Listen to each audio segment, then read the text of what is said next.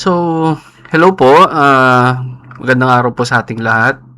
So, itong toolkit po na to, explain ko lang para sa iba. So, dito tayo sa residential. Okay? Residential R1. So, kayo na po bahala mag-indicate kung anong unit value per municipality nyo. So, for example, ang R1 nyo is, sabihin natin, 1,200. Okay?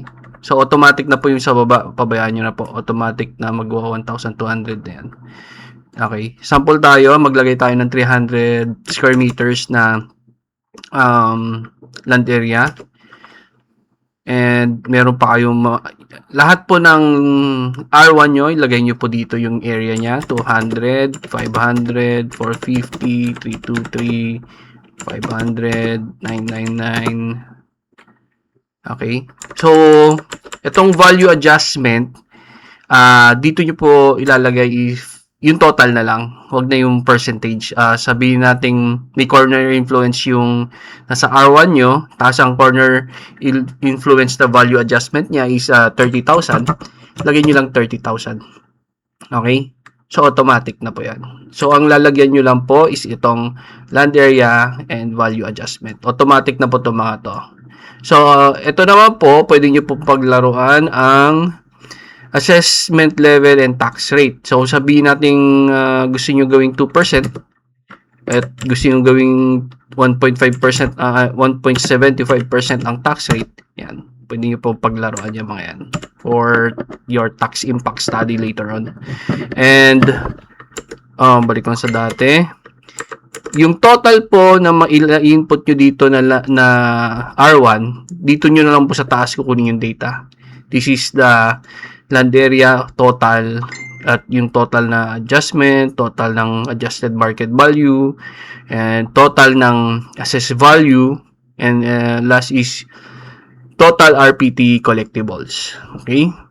So, for agricultural, since meron naman po pare-parehas naman po lahat, nilagay ko na po dito yung unit value. So, ang lalagay nyo na lang po dito is yung land area. This is in hectares po. Hectares. Kikita nyo po dyan, hectares. Dito po is square meter. So, agricultural. So, 1.5. Ganyan.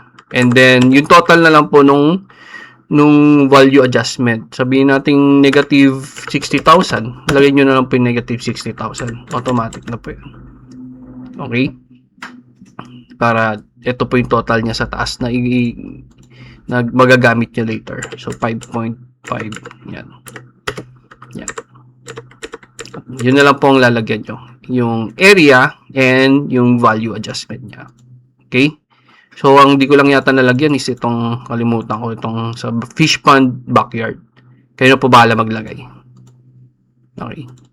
Yun lang po. Any questions po, please feel free to contact me regarding lang dito and other matters. Kasi I think February and March will be the most busiest month in my opinion sa ating assessment office po ng Isabela.